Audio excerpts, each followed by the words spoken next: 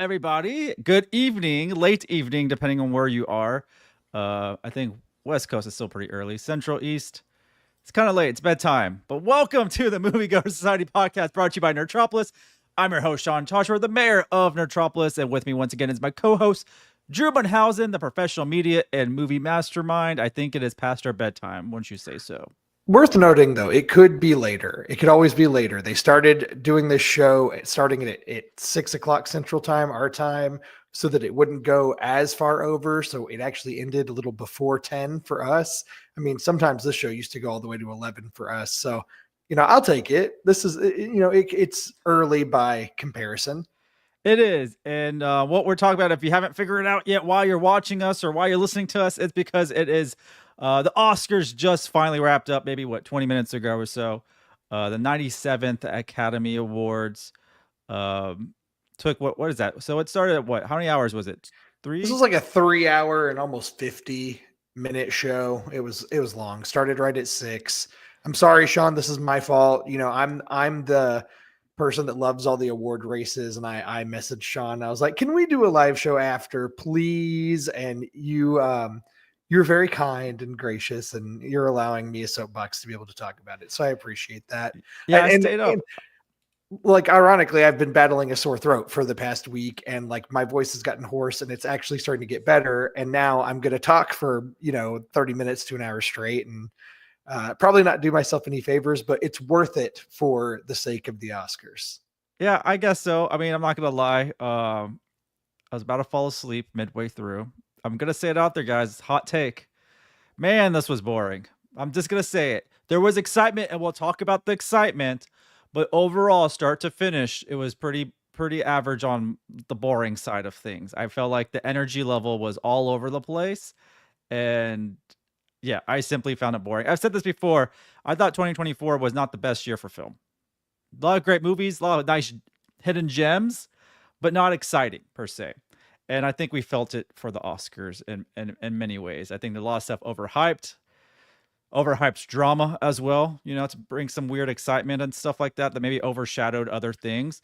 But I think in just general, not this has nothing to do with the wins. I just think the Oscars were boring.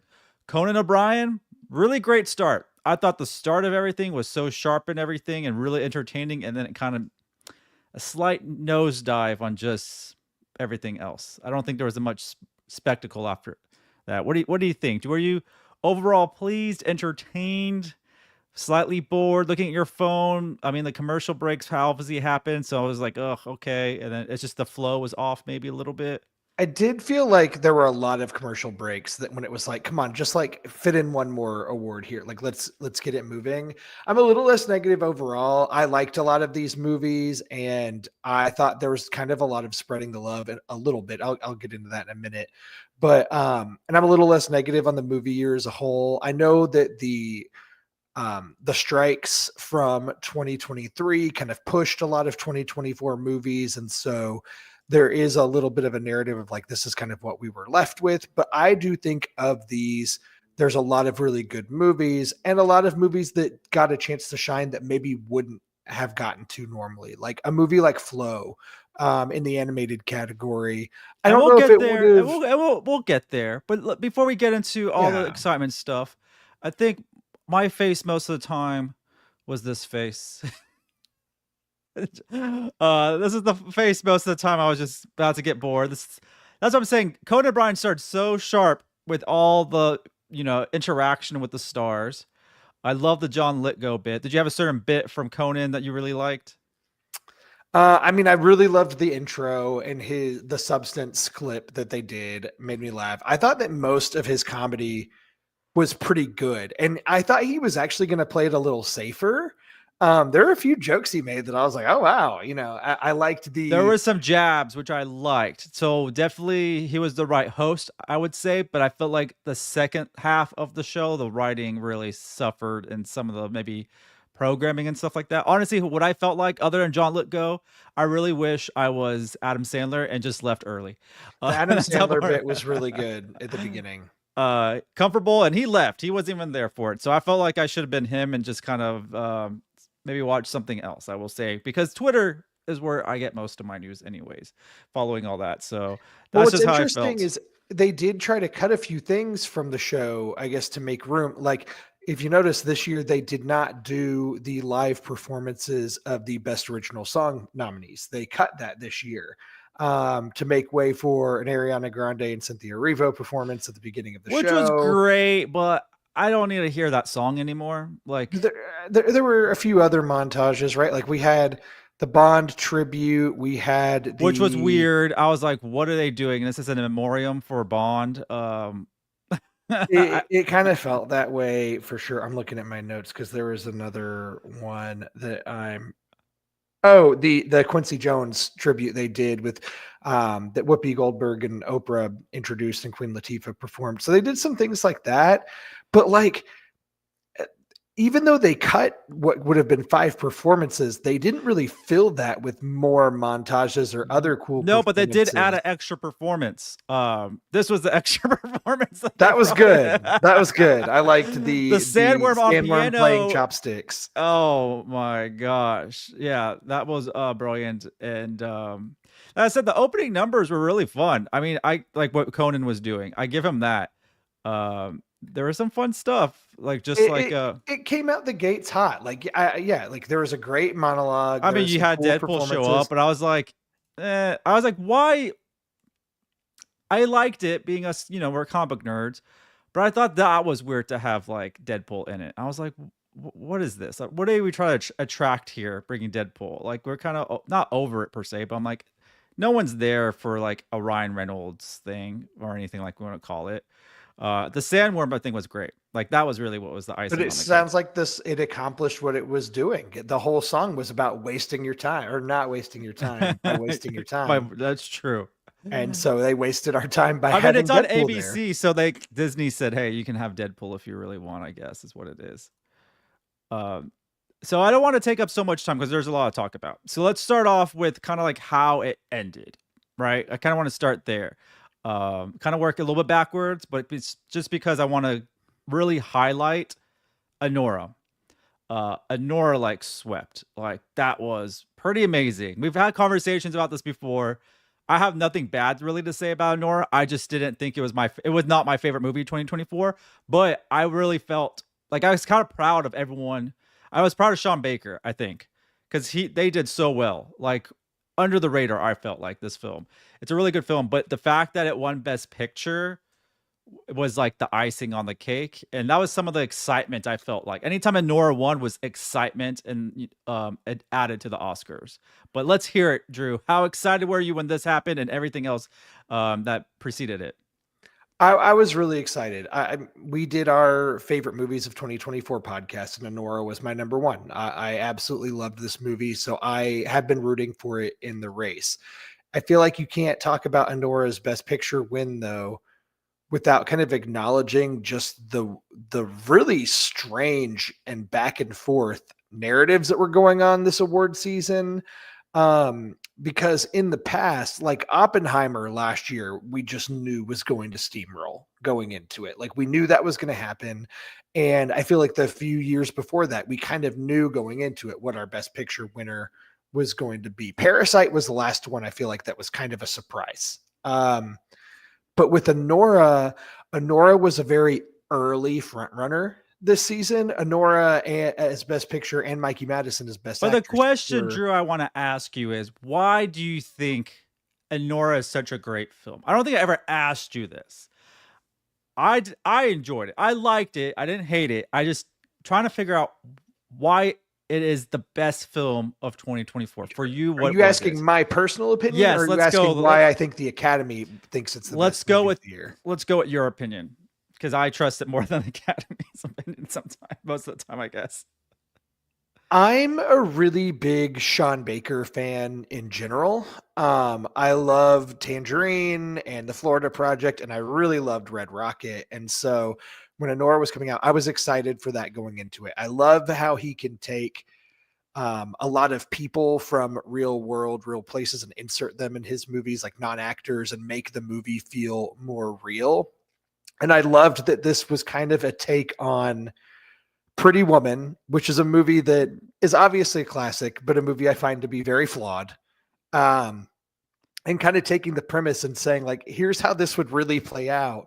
And I thought at the beginning, as I'm watching it, granted, I saw this at a film festival with a full crowd, so that added to my experience, fully. Yeah, I'll be Which makes transparent about sense. I that. mean, I watched it at home, on our CCA app, so I didn't get really the luxury of watching it with an audience or in a theater or a larger screen. So I definitely can understand that. But you make a good point though. Like it is Pretty Woman pretty much. It's a rated R Pretty Woman. It is really funny. I will tell you that. The comedy in it is really great. Uh Yeah, it was hilarious, and I think the first half of it, or maybe about the first third, I was like, it's kind of doing the love story part of it, but you do kind of have this pending feeling of dread. So I kept thinking, like, what's going to go wrong here? right. Obviously, something's going to, but it went wrong not in the way that I expected it to. And when the movie turns midway through into this like cat and mouse chase, I was just fully on for the ride, and I think it just didn't let up till the end. And I just thought the performances and the editing and the cinematography and all the parts of the whole were pretty phenomenal. I will say I didn't get to see Nickel Boys until recently, Mhm. and I thought that movie was pretty amazing, actually. So The had I seen cinematography, yeah, the cinematography that is impressive. The storytelling is really great. It does drag, and you have to be really into like you have to be really eyes glued to it to really feel everything. But it's a powerful film. It is a film that's kind of underrated as well. And I have some great interviews with the cast and the director as well. But yeah, Nickel Boys. But yeah, what were your thoughts after watching Nickel Boys? That you finally got to see it. I was kind of blown away by it. The only reason I bring it up is because had I seen it in 2024, it probably would have impacted my favorite movie rankings at least a little bit. I can't Right. say for sure, but it probably would have been in there, and it would have been another movie I was rooting for. Worth noting, it didn't receive a single win tonight, which is a shame because I think it's a lot better than a lot of movies that did win awards tonight. But I won't get into all that. No, Um, let's get into it. Let's get into 2 hours of this. So, well, but I was here teasing. I was just let me teasing say on that. this. I took count of the 10 Best Picture nominees, right? Anora won five Oscars. The Brutalist won three. Wicked, Amelia Perez, Dune 2 all won two Oscars. The Substance, Conclave, and I'm Still Here won one each. And then A Complete Unknown and Nickel Boys both got the goose egg as far as Oscar wins. So I'm sorry, Sean. which I know which is A weird Complete because Unknown was your yeah, favorite. and the Nickel Boys is one of my. I really enjoyed that film as well, which is odd. Yeah, I don't want to think about it. I don't want to talk negatively too much on this podcast. That's not what I'm trying to do, but I can't. But let's spot put a spotlight back on Anora because and Sean Baker, original screenplay and directing went to Sean Baker on top of um the best picture, right? So like that's really impressive. But the shock, which was super exciting at the same time, I thought was the win for Mikey. Uh, This was a shock, a total this was a shock. shock because she's what 25 now, I think, or even just This had they held the Oscars in December, this would not have been a shock. She was right, the early front runner. It wasn't until Demi Moore's win at the Golden Globes. When Demi Moore won at the Golden Globes, I at that time thought she wasn't even going to get nominated for an Academy Award. right. Demi Moore. And not only did that speech and everything change the narrative, but the Demi Moore train left the station that day, and it seemed like it was full steam ahead. And she started winning a lot of the precursors, Yeah. including the SAG Award last weekend. Mikey Madison won the BAFTA, which is worth noting, but she was an early front runner, but just it seemed like the momentum swung in Demi Moore's favor. Um, that is the only prediction I got wrong on And our so did Nerd I. Chalk I was List with you on predictions. this when it came to best actress and leading role. I agree with you with Demi Moore and the Substance, due to a lot of things. This just storyline in general was also leading to that. That's really well. We don't follow that, but I'm saying usually the storylines are pretty accurate. As what they're doing, and obviously there was a shocker here, but well deserved for sure for Mikey. Um, but you also, what else you predict for Nora? You did predict original screenplay. pretty I well on did. that. I And best predicted picture, and best I picture, and predicted Best best directing. Picture, So director. Yeah, you're yeah. on that Anora train very, very strong. So I have to congratulate you on some really solid picks and really seeing things the right way of as the Academy sees it. So I will give you your flowers on that one. I wish I could take credit as like being this seer and fortune teller that knew, but I think really once Anora won the overall award at the Producers Guild Awards and the Directors Guild Awards, it seemed like the its best picture chances were a little bit more solidified because there's only like 3 times in the past X amount of years. I don't have all the stats in front of me that a movie that won the PGA and WG, or excuse me, the PGA and DGA did not go on to win Best Picture. It's rare that that happens. So the momentum was in its favor, and as the awards were happening early in the night, as soon as it won original screenplay and best film editing, I was like, it's locked Best Picture at this point. So it wasn't a surprise to me at the end of the night, but still, do you know about the record that Sean Baker has set tonight? Yeah, and I think you mentioned it in our chat, but then I saw it online as well. But go for it, share the news. Yeah, so Sean Baker, because he actually edited the film himself, he edited Anora. He has tied the record now for most Oscars won in a single night by a single person, tied with a man named Walt Disney. Have you heard of him? I don't know, a Walt Disney. Maybe I know a Disney. I don't know if his first name's Walt, but yeah. However, Sean Baker won 4 Oscars for one movie in the same night, which makes him a record holder. It's the first, and for independent, it's an independent film too, which is wild. That is so the first person to win 4 Oscars for one movie in the same night. And I saw another tweet from Sean Fennessy of The Ringer that was worth noting because next year they're adding a best casting Oscar that goes into effect next year. And so had that award happened this year, good chance Sean Baker would have won that and would have won 5 Oscars tonight. But we'll never know because that award will be new next year. So just look forward to that, Sean. The show will be a little bit longer because there'll be even more awards. And that's fantastic. But we wanted to start off talking about Anora and bring that up because I mean they swept. I do want to transition a little bit to, we just talked about Best Actress, Best Actor winner, right? And that obviously went to Adrian Brody for The Brutalist. We kind of knew that was happening. That seemed like almost like a shoo-in, right? But like I was rooting for my boy Timothée Chalamet. Well, when Timothy won at the SAG Awards, yeah, I thought it could happen. I really did think it could happen. And Adrian Brody, when he won for The Pianist, he was the youngest Best Actor winner at that time. And had Timothy won tonight, he would be breaking that record as the newest, youngest male actor to win Best Actor in a leading role. However, that did not happen. Adrian Brody won his second Oscar tonight, which is kind of wild. I love Adrian Brody, and I think when used well, he's great. And as I said in our reviews of The Brutalist, I thought he was like pretty undeniable in this movie. Right. So, but if you were to look at his filmography as a whole and some of the movies he's done, definitely doesn't read like a 2-time Oscar winner filmography necessarily. No, Timothée Chalamet has the strongest career, and I can't wait for his next movie. I mean, because he's dressed the part when he was at the Oscars. He's going to be in the next Curious George movie. Oh, boy. That's good. Playing the man in the yellow hat. I'm excited. Is this a Sean original right here? No, it's not. I found it on Twitter. I was like, that is brilliant. Look the part. Hey, dude, you know what? This would so work, to be honest. I would love to see Timothée Chalamet in a live action Curious George movie. That's for sure.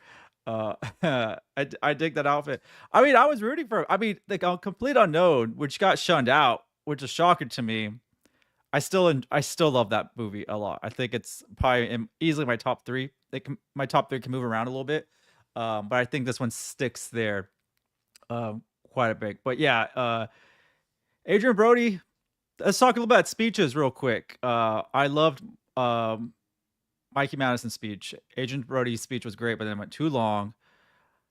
Some of these It speeches were just only makes like, that's sense what I his got speech bored from. would The be so speeches were just long. boring. It only makes sense his speech would be so long, winning for a movie that is also 3.5 hours long. So We don't need a 3.5 hour speech. no, I agree. It went on for way too long. Yeah. It was a lot. I do want to talk about one that didn't get enough praise, but did win a couple, and you mentioned them, was Dune Part Two, and our boy the Sandworm, getting some praise. On your notes, remind me what they won. They won best effects, Best visual effects and best sound. best sound, which makes sense. But the fact that they weren't even in the category for best director or anything else was wild. Very odd, but obviously best sound and special effects makes total sense. But did you want to see more from Dune Part Two? I mean, I thought Part Two is much better than Part One, and Part One won six Oscars, I believe. Yeah, it's Um, the comparison that's being made is the Lord of the Rings comparison, right? yeah, That the Lord of the Rings Two Towers only won 2 Oscars, Dune Part Two won 2 Oscars, and Denis Villeneuve has made it clear he's making Dune Messiah next, and it's basically the third part of a trilogy. So there is a narrative that will the third Dune movie be the one that takes home Best Picture? The problem is, if you've read The Lord of the Rings, you know that The Return of the King is a great book and a great finale to that right. trilogy. Dune Messiah is where Dune stuff starts to get weird, and Dune's already pretty weird. In Yeah. Messiah, it gets real weird. What was that joke So that Conan said about the movie? Do you remember about Dune? That the director banned phones from the set so that actors were struggling to Google what the movie was about that they were in. yeah, yeah, yeah, I yeah. think that Because was the, nobody understands any of it. yeah. Um, so Dune won a couple right there. I will say one that we were ecstatic about, even though I was pulling for Wallace and Gromit for best animated. Um, this was awesome to see that Flow won best animated feature film. Drew, have you seen this? That is the big question. I watched it today. It's on Mac. It's on Max, right? It is. It's on Max. Everybody, you need to watch Flow. I've seen a lot of people comment on it. A lot of people have said, I don't like it. That's fine. You don't have to like it. But it's also one comment I saw that I agree with. It is very calming to watch. It is something, if you're feeling anxiety or just had a rough day or whatever, you just want to unwind with some type of film that's visually awesome, pleasing, great story, just something there to calm you down. The movie's Flow, to be honest. So what did you think when you watch Flow today? No, I agree. And there's no dialogue, so you can just lose yourself in it. And I had heard that the animation for Flow was like just okay. But when I was watching it, I thought the kind of watercolor look that it had to it was kind of amazing and really fit what it was doing. And I don't That's know, what makes it it's calming. That's what makes it calming too, is that type of art style as well.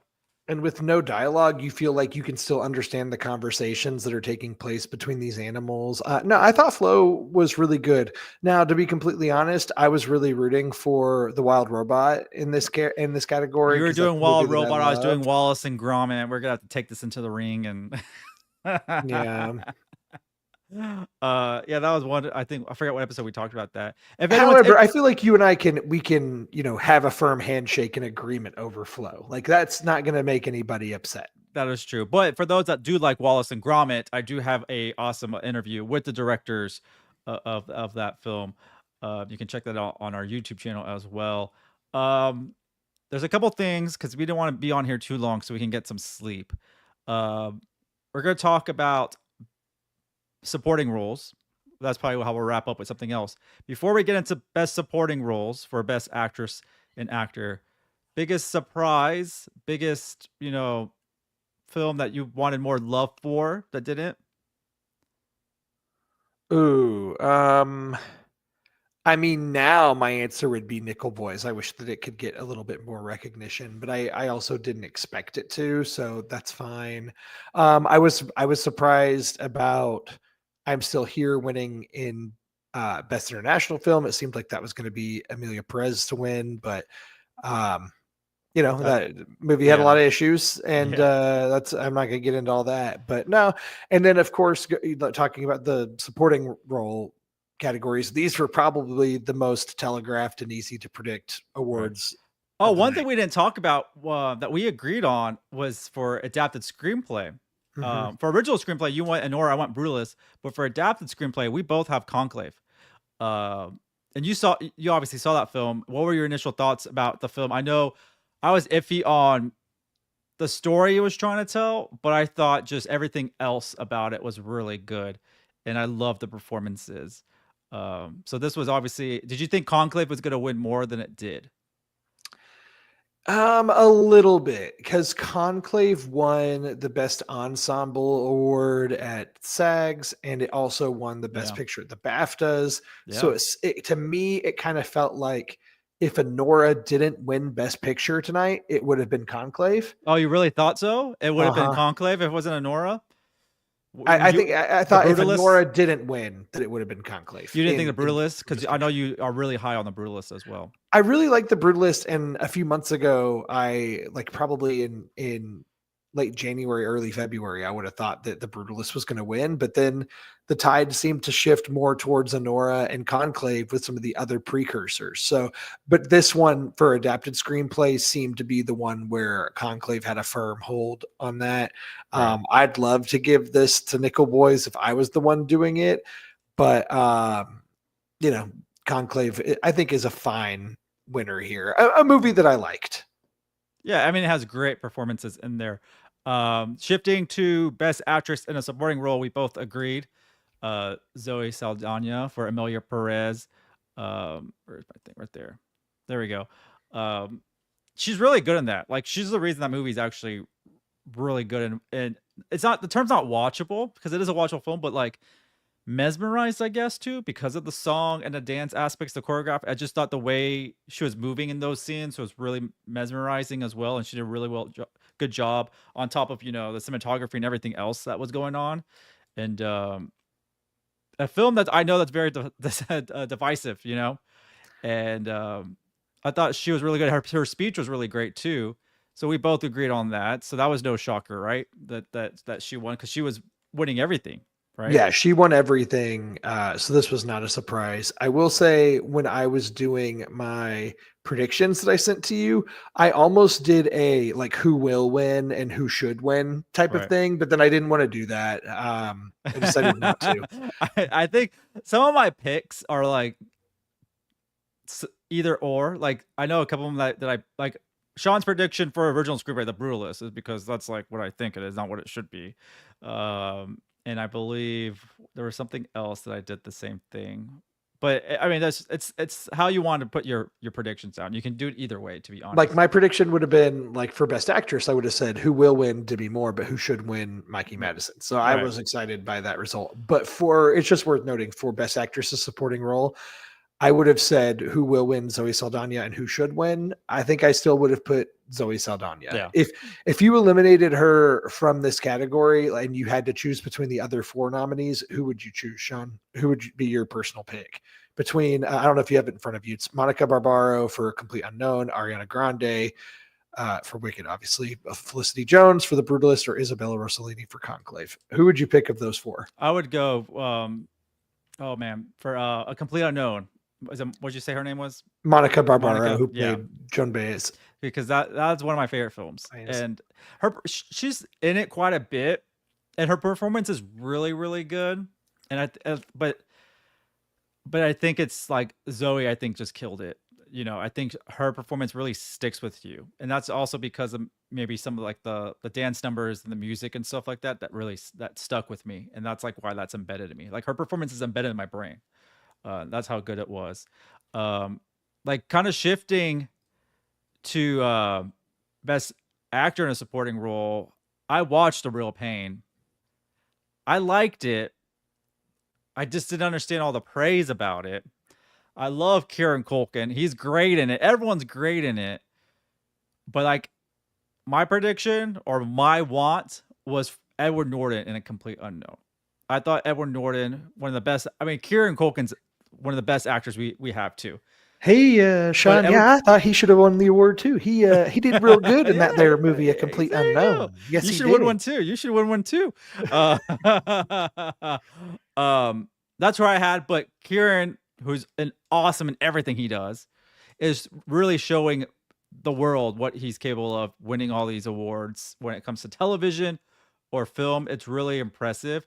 Love his speech. I love the fact that Robert Downey Jr. was the one that was presenting, because I feel like they could play father and son in the movie. They have the same type of humor. Oh, that's actually a really good point. I could. They, Oh, they yeah, yeah, have yeah. they have the Absolutely. same type of humor and like delivery of this quirkiness and just like being off the cuff and just I would love to see him in the movie together playing something like that. Uh, because that's all I could see when they were kind of not going back and forth. There was a couple of things that Robert said uh, that made me chuckle about Kieran and just his reaction to it. Uh, but I thought it's so well deserved because he's really good in A Real Pain, and his parts, his character is pretty emotional in the film as well. Did you end up seeing that one? I did. I did see A Real Pain, a movie that I liked. I thought it was good, but I thought it was just that good. Right. Um, I'm with you. This was another lock of the night. Kieran Culkin's won every precursor leading up to this point. If anybody else had won, I would have been shocked. That doesn't mean that I thought he should win. That's just the way the narrative went, and it was his award, and that was decided forever ago. To be honest with you, I would have put any of the four nominees as the winner before Kieran Culkin. Not to say I didn't like Kieran Culkin. I thought Kieran Culkin was actually very good in A Real Pain, but he's doing the Kieran Culkin thing. Exactly. As somebody who watched every season of Succession, you know, Yeah. Kieran Culkin's basically doing a lot of the same stuff he does as Roman Roy as he did in A A Real better Pain. version of it, like a more likable version, like a better Yeah. person version, A like little bit more because realistic of a person. yeah, and like not an evil person. It's just some of the mannerisms and the deliveries are the same, and I think that's just a Kieran thing, right? He's just kind of playing most of it off himself, which is great. I just thought the film was fine. It was a good film, good story, and Yeah. but I'm really happy for Kieran. Like that is just awesome, and his speech is great. Anytime you can get Kieran Yeah. on camera, it is great, and in television and film, he is killing it. Before we start like wrapping things up, a couple things I do want to mention. I mean, Wicked got a few awards. Yeah, Um, Wicked, I have here. Wicked won 2 awards, one for costume design and the other for production design, which I are thought which are very well deserved for that movie. Production design and costume production design are design, great. I will fight tooth and nail because I don't know about all that. I thought Conclave really had a great production design, doing all the Vatican stuff and inside. Like I thought that was really great. I mean, Wicked. I don't know when it comes to these big blockbusters and what they're doing, and a lot of green screen stuff as well. That's what I have a problem with. Costume, they won costume as well, right? It won no, Yeah. What was the other one? let's see. It won. Oh yes, sorry, costume design. Yes, it won costume design. Which I can see, but at the same time, I liked Wicked and I rated it really positively, but like I think I'm over the Wicked train as well. But So, like, and then we you got know, part two coming up, so we're gonna start all over again next year. talking about ways that they could cut time though, for something like it was best costume design, and there was another one where they brought out 5 people from the movies that were nominated and had them talk about it. Like when they did costume design, um, Oh, here, they give me had buy me some time. I had it here. they had like Lily Rose All right, Depp came and talked about right Nosferatu. there. Yeah, exactly. This is it, which I thought was really cool. At first, I was like, "Oh, this This is was neat," funny because too it with really shows Owen. off. Yeah, with Owen wearing his actual costume was Yeah, Bowen Yang being hilarious. the only one that wore the costume. But then, like when each one would talk about the movie, they'd show costumes. I was like, "That's really cool." But man, it took a long time for Yeah. like a below the line award that could have just been a really quick read off and show some costume designs. So, I mean, if you want to cut off 15 minutes of the show, you could have had this one and whatever the other one was. I remember Batista spoke about it for Dune. I don't know if it was visual effects or production design or something like that, but I think it might have been production design.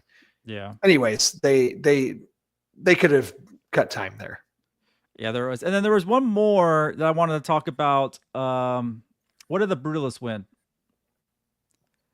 Let's see. The Brutalist Makeup. one. It was makeup. Was it makeup? It won best score, best actor, obviously, and Hair and best makeup. cinematography. It didn't win best hair and makeup. No, makeup was the substance as you have pictured. Oh yeah, that's right. What did I say? What was I trying to say before? You said the What? brutalist. Oh, I meant the substance. You know what's funny? This is why I made that mistake.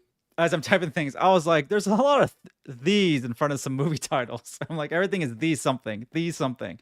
That's Yeah. true. So my apologies on that. I meant the substance. Is what I was looking Very at. different movies. No, very different movies. I just had the in my head. Yeah. So one hair and makeup, which I thought makes sense. For all the craziness in this film, as you can see in this. I think I got like halfway through this film. I just couldn't do it. It's not a shot. It's not a movie I would recommend to you in particular. I know that this is not your style. No, I couldn't do it at all.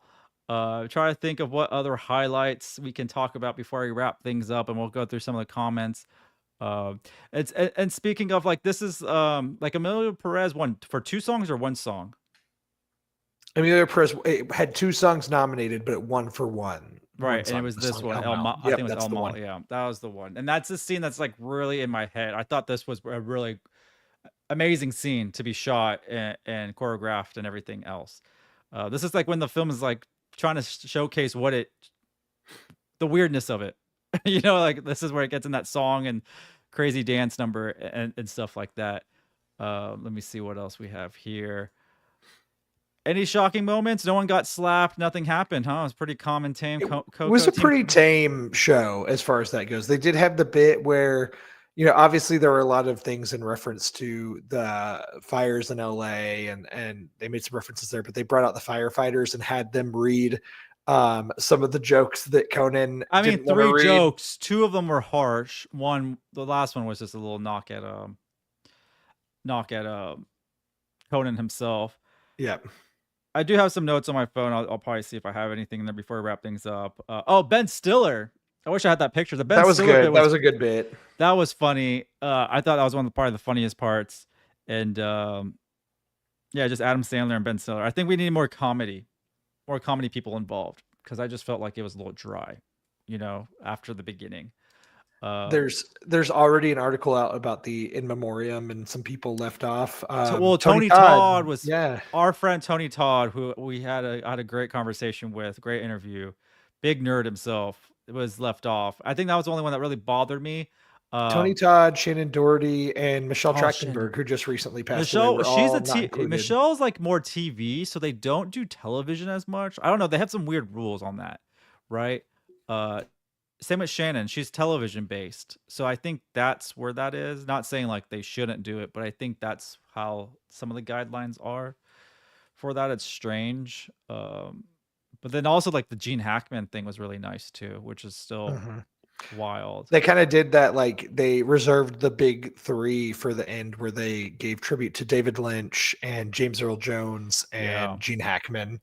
Man, James Earl Jones bothered me. They didn't show Mufasa in the clip for him. I was like, come on now, you can squeeze a little Mufasa in there. But it was still fine. I mean, it's a voice acting role, but still, that's my favorite role of his. I love everything he does, but like the dialogue as Mufasa is like everyone can live by whatever Mufasa says, I feel like. And I don't know if you caught this, but Isabella Rossellini was wearing blue velvet as part of her dress, which is, I took that as a tribute to Lynch in that movie, which I thought was really cool. Yeah, and then we spoke earlier about the James Bond thing. Yeah, that one was just, I don't even really have anything to add about it. It was weird. It didn't even show Bond much in the montage. Like I don't know. It was odd, especially with all the weird Bond news recently and Amazon taking full control. It's just, I don't know, it was a little odd. Okay, let's do this as we wrap things up. We're at 40 minutes in. I think we just wrap things up. But speaking of Bond, who would you cast? Oh, don't do this to me. I haven't asked yet. I haven't even asked. Why are you thinking, what's the question going to be? Huh? I know what you're going to ask me. I know what you're going to ask me, Sean. You're going to ask me who I'd cast as Bond, and I don't know. Yes. So who are you going to cast as Bond? Who would you want to cast? Who is on your list? It could be people that are obvious, ones that aren't. Um, whatever you think. Okay, let me go first with my I know controversial who I pick. don't. I you know. Here, okay, I'll go first. Okay, I have a controversial pick. So I went and saw that movie Black Bag, which has a James Bond in it, right? Mhm. Pierce Brosnan's in it, and it's kind of like it's an espionage movie. And I'm watching, and I'm like, this is a pretty cool movie. I love it. Great review. I'm gonna have on it soon. There's one person in here I was like, if they went crazy with changing Bond in many ways, and it's obvious when I tell you who it is and show the picture, I could see him as Bond, a whole new version of like something we haven't seen before, and it's Regé Jean Page. I think could be the next Bond if they go. I feel like when in a he was fresh off his Bridgerton run and was really blowing up, a lot of people were tapping him for Bond Yes, at that but point. after But then he watching hasn't him, had the.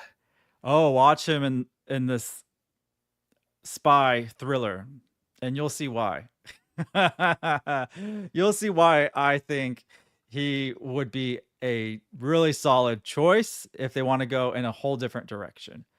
That's all I will say on that. And I can't wait for people to see that Black Bag movie and see everyone's performance in that, because it's a really great film. There were all those news stories about Aaron Taylor Johnson meeting with the Broccolis about the role and potentially being a front runner for Bond. And I personally am. I that. I don't know. We didn't hear your mic But cut I off when also you're trying to don't. make your I point. So you also. might have to repeat yourself again because your mic cut off. So maybe it was too controversial what you're saying. Oh, I was just saying. I was just saying that I don't know if I would want that.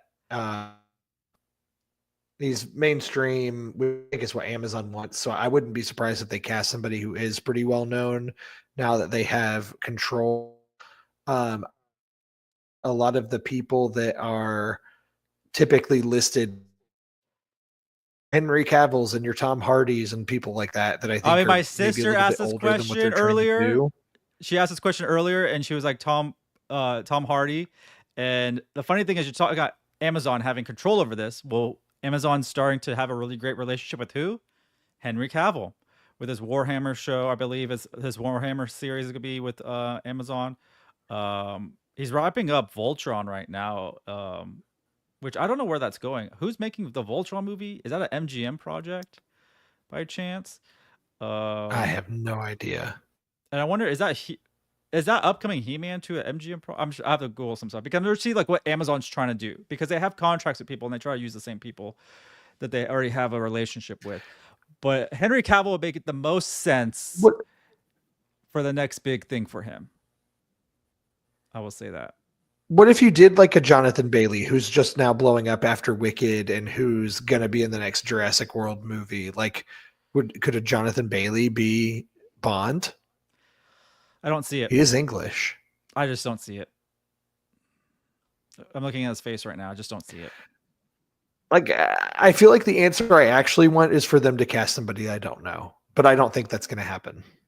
No, it'll end up being Henry Cavill. Let's bet on it, people. Henry Cavill as the next Bond. I don't know if I want a little it. bit, but yeah, but he's been Emmanuel The Witcher. did back me up He's here. Highlander. He's everything. He's everything. MGM Amazon is doing He-Man and Voltron. So, by the way, the He-Man pictures look really great. The cast looks amazing. They could nitpick from the He-Man cast and also Voltron to kind of build their Bond franchise series, because there's a lot of great actors, young and old, on there that they can utilize. Just gonna say that.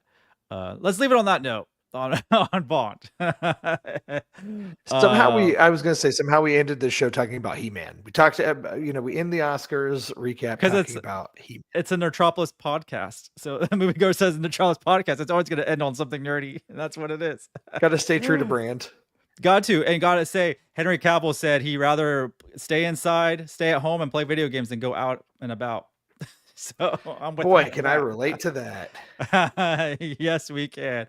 But no, it's been fun doing this doing these live broadcasts have been really fun, a little bit more exciting for us as well.